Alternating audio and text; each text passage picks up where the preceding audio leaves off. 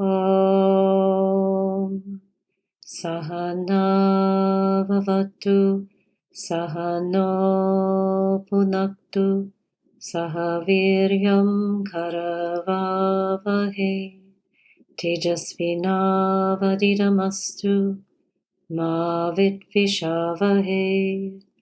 Om Shanti Shanti Shanti. Hari Om. Do you ever feel as if time is moving fast and your dreams and goals are eluding you? It's almost as if you are chasing them and they keep being visible but only in the far off future. This can be very frustrating. But what if you consider for a moment the meaningful strides you can take right now in using spiritual self-development to actually shape and create your life? And what if you never have to pursue or run after your dreams? Instead, these dreams start coming towards you. You never chase them, you simply attract them.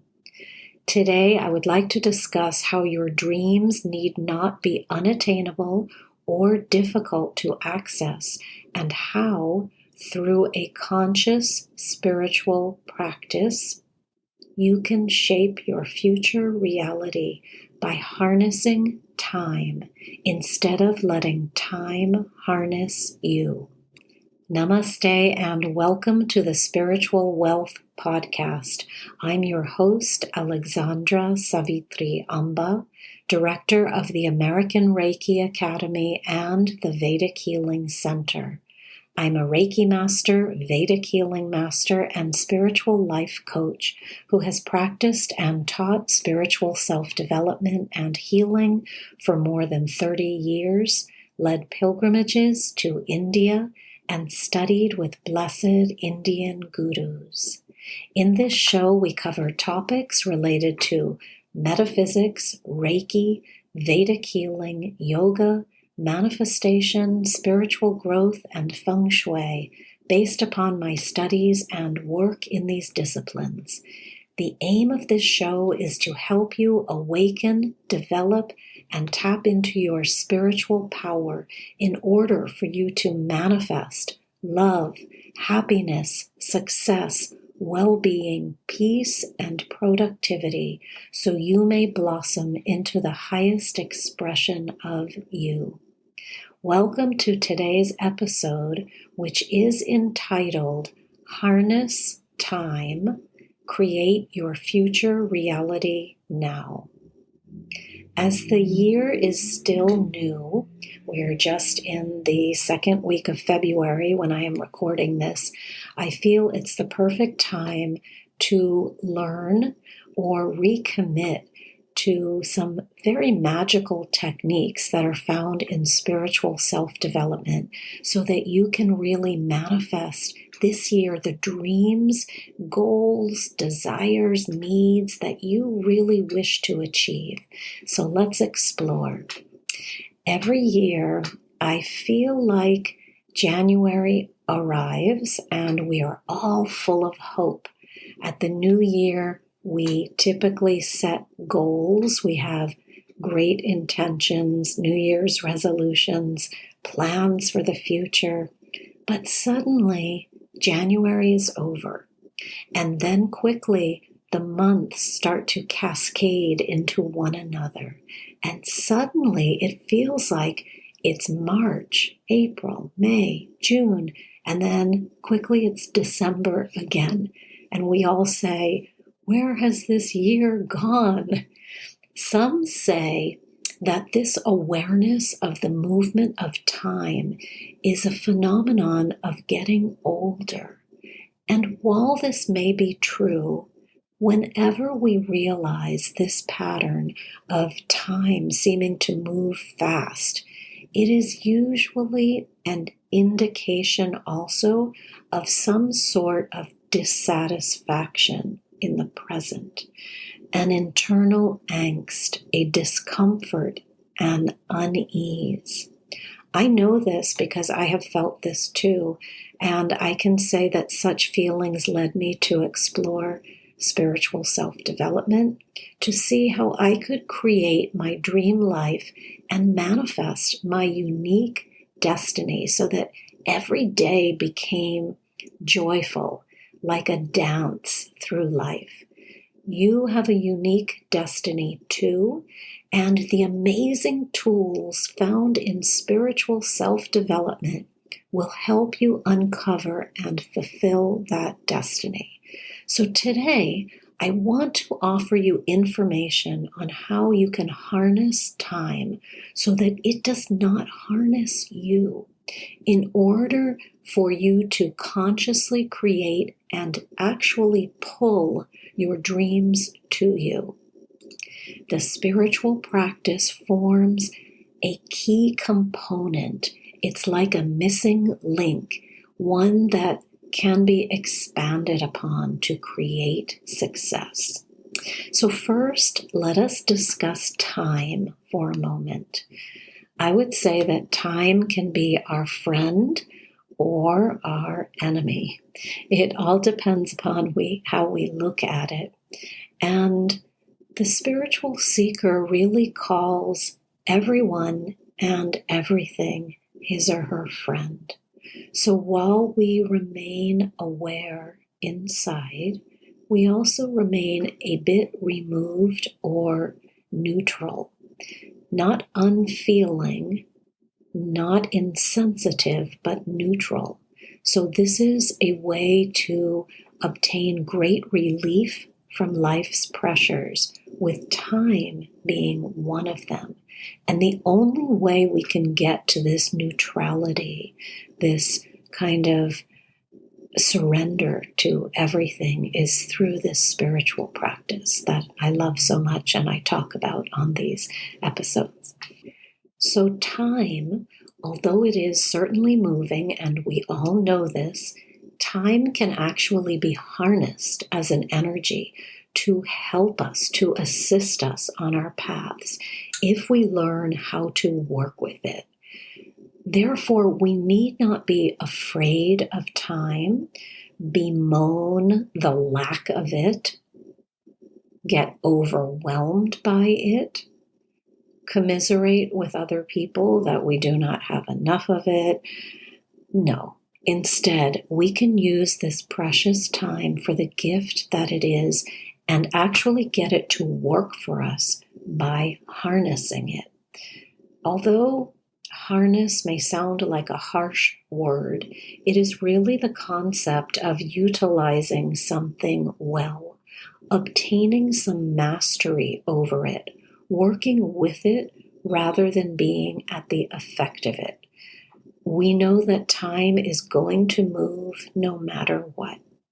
And actually, in the dance of Lord Shiva in his form as Nataraj, reminds us of this movement and encourages us to learn how to roll with it and have fun in the process. In fact, we chant to Lord Shiva a beautiful mantra, the Mahamrityunjaya mantra, to ask that we may dance through the inevitable movement of life and all of its problems and challenges and struggles with great ease. So, how does harnessing time influence our creations? When you learn how to master the time in your life, your creations start occurring more effectively, more readily, and even faster. But when I say learn how to master time, I don't mean simple time management, although this is important. Instead, I mean working with time in ways that were known by our spiritual ancestors, mystics on the path who have gone before us. And this we will get into in a few minutes.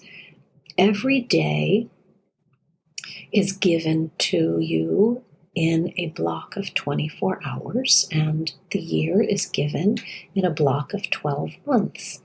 So when we work with time fully and break it down into some concepts, we accelerate our manifestation capabilities, and any upset, impatience, frustration at not creating to the best of our abilities will also vanish. So let's explore some tips for really mastering time as the great friend that it is. And here's the first tip. So I'm going to start with just a kind of internal sense rather than something for you to do. The first tip is understand that time is a precious gift. Now, this is almost a given, but I must mention it. We hear this all of the time. The spiritual seeker does not waste even one moment of time understanding that it is a precious gift. So once he or she is filled with appreciation for life, he or she knows that the day, the months, the years are precious because we are here to express divine light energy within. Therefore, time spent in idle activities becomes utterly a waste of our precious energy. So accordingly, start with a great appreciation of life and time, this time that we are here, as the great gift that it is. It's like God, the divine energy, has said to you, here is a block of time called your life. Let's see what you create in this time frame.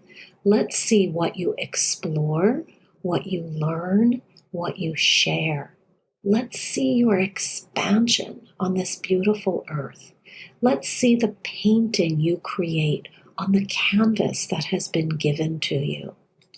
And one of the ways we get close to this great appreciation for life is by becoming extremely immersed in a spiritual practice, because it puts us in tune with this light energy within and around us and beyond us.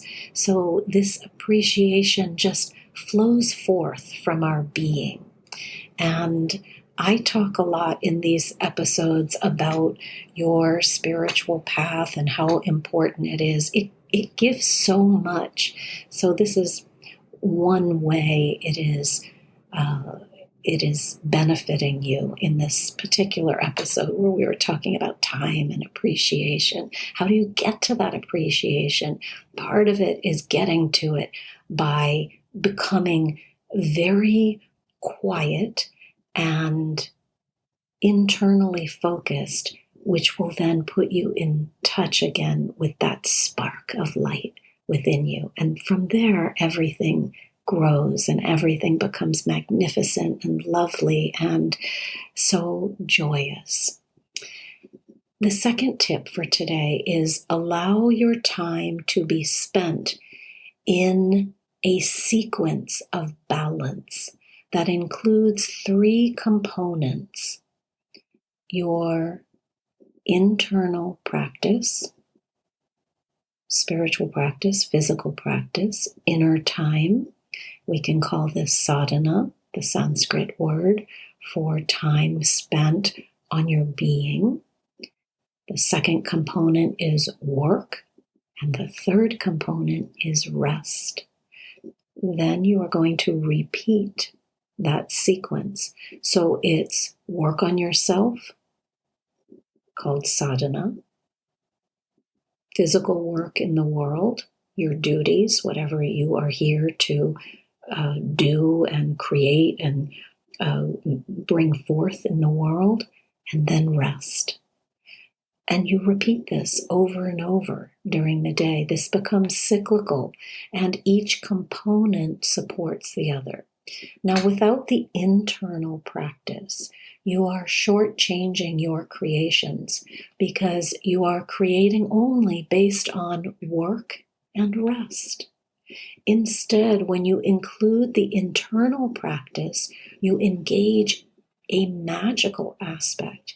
And this is where you derive inspiration, energy, and fuel for your work in the world. Your work actually becomes a byproduct of that internal practice. It's a natural outflow of the practice. And you can think of this formula as being related to the Trinity pattern we have discussed before in these episodes, and we discuss in Vedic healing. So this pattern of energies on the planet is creation, sustenance, destruction. Everything is created, it lives, it dies. So you think you create through work, but actually you create through energy that is cultivated first within you, and then work becomes a spontaneous outflow, a natural pouring forth and offering into the world.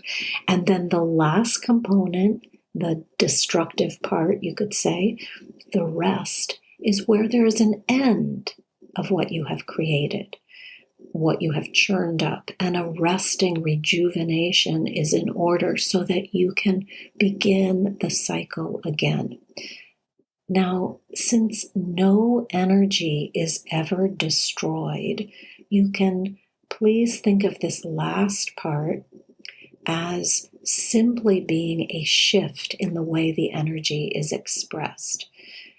In this destructive portion, you do away with what is unneeded, what is done, what is finished, and you rejuvenate your being until you return to your internal practice and then your physical work. Each component must be adequate, so your inner practice, your work, your rest. This simple system sets you up with a balance to create your future reality with ease. There's no strain on the being. There's no strain on the mental, emotional, or physical aspects of your being. Through your spiritual practice, you derive the needed inspiration to create what you are here to do, and success will be a natural result.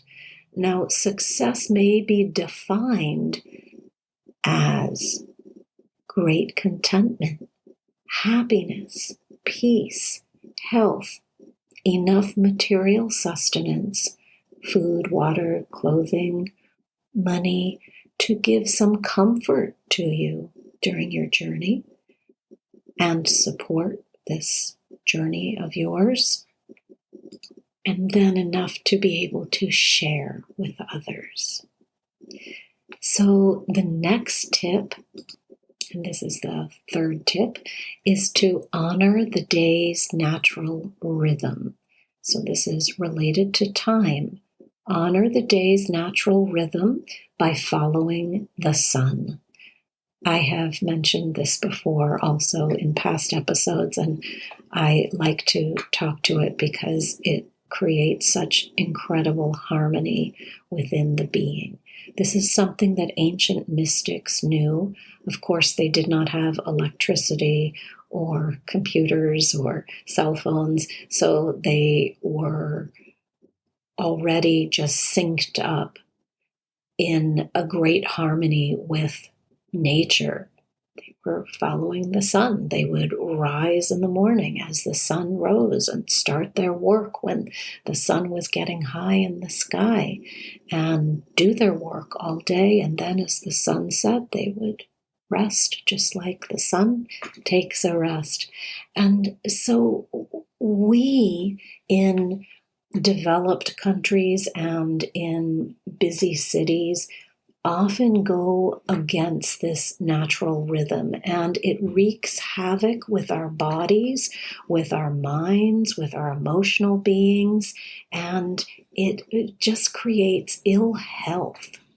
So part of honoring the day's natural rhythm is rising early morning, greeting the sun. If you do yoga, you do Surya Namaskar, where you you say hello, Namaskar, to Surya, the sun, in your beautiful sequence of asanas. And this prepares your body for the beautiful work you're going to do after you meditate, after you do some journaling, after you chant, after you do breathing, whatever it is that you do as part of your practice, maybe a walk.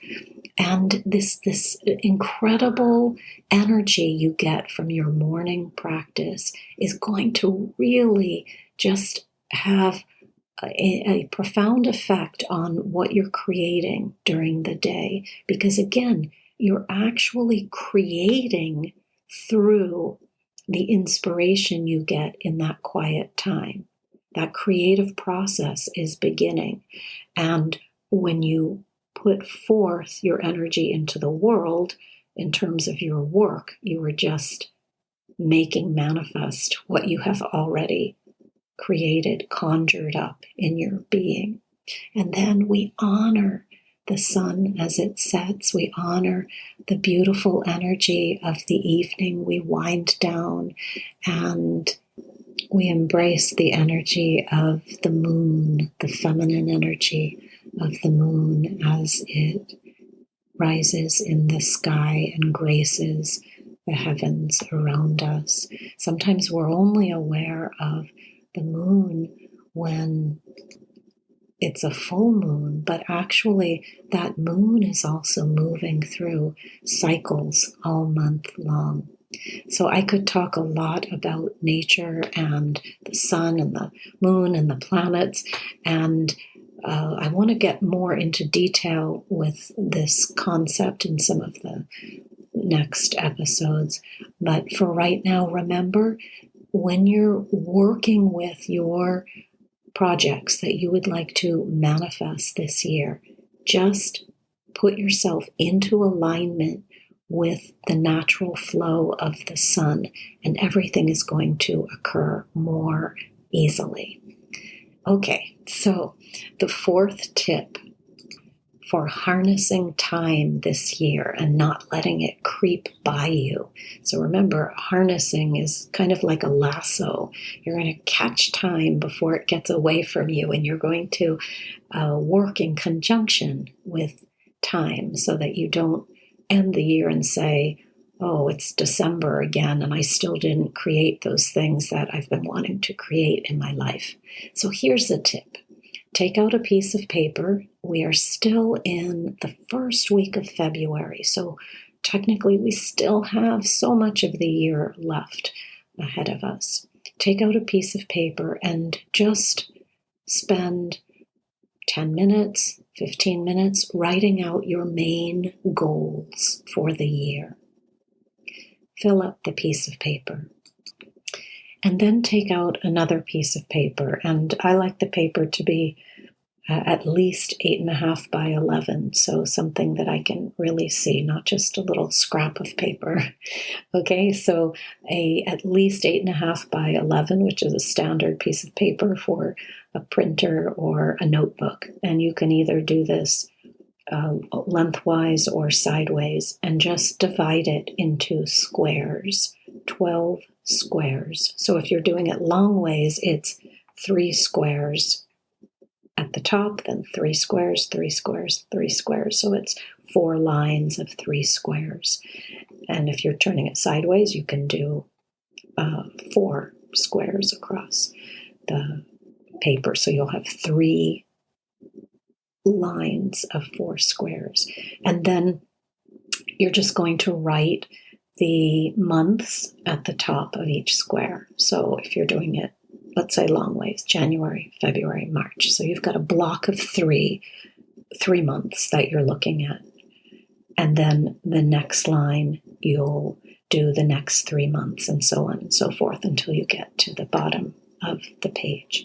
And take your first piece of paper with all those goals for the year, your big main goals that you would really ideally love to manifest this year if you could, and place them into months that feel appropriate. So not too far off into the future where everything feels like it's still just pushed too far out, and also maybe not too close to you where you can't really figure out how you would do all that. So you don't want to overwhelm yourself, but kind of logical sequences of what you could see yourself doing each month.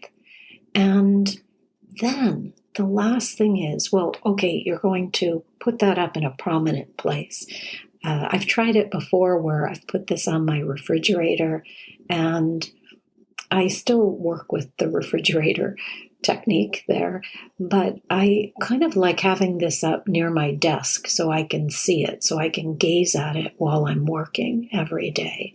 And as the months go by, then you have weeks in the month. So just kind of gaze at that month's goals and check them off as they occur. But gaze at them and figure out, okay, what steps do I have to take this week? And then, of course, what steps do you have to take on a daily basis? So you can have your daily to-do list. But I love having this whole year in front of me and knowing that I'm really working towards these big goals, and I can see kind of a flow as to how they are going to manifest. But then the magical part is to allow the divine to work its magic and accelerate things as well. So we trust that there is a time for everything to manifest. Just keep focused on the goals and keep the paper in a prominent place. And then also you can change it from time to time if you like. So this last tip is not really a spiritual secret per se. It's more of a practical step to take just so that you can really see that you are the one charting the course of your destiny. You are the captain of the ship. You are guiding this ship to where it has to go. And knowing that there is this presence, this divine energy that lives within you. As I said, I think I said this earlier, within you, around you, above you, all around, everywhere. And this energy is animating everything.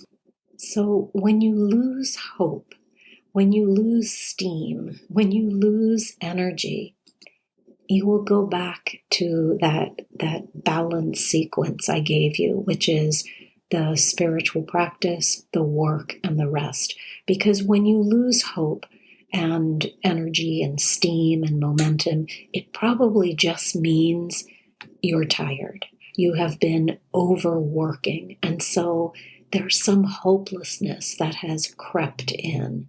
And that is the most telling time to then return to your spiritual practice or the rest, whichever is in order for you. You may say, oh, I skipped my spiritual practice this morning. That's why I'm feeling that way. Or you may say, I'm not resting enough. I'm just go, go, go on these goals. We cannot be like that either. We must give the goals a little breathing room to come to fruition. And this is where we trust the divine wisdom, and life just becomes a glorious flow of opportunities and manifestations, and it really just becomes so enjoyable. If you would like help in using spiritual self-development to create the life you desire, please reach out via the website. You can sign up for free weekly tips and inspirational messages, or you can join one of our programs. Spiritual Wealth is ultimately a step-by-step program aimed at getting people to understand, learn, and master how to use healing techniques, energy, and metaphysics in order to manifest your highest self-expression so you can create your unique dreams. And the last thing I want to say today is to do something now, to do something different so that this year becomes a really glorious expression of who you are and what you have come to express on this planet. Use this time. There is no time like this present moment, and we are just at the beginning of February. You have your whole year ahead of you. So go forth and try something that perhaps I have suggested on this episode if you've found some value here, but to really just get hold of the year before it gets away from you and be consciously aware of your path and the urgency in not waiting to express. Om Asato ma Sadgamaya Tamaso ma Jyotirgamaya Mrityurma Amritam Gamaya. Om Shanti Shanti Shanti. Hari Om. Om Sai Ram. Jai Guruji. Om Amriteshware Namaha. Hare Krishna. Om Namah Shivaya.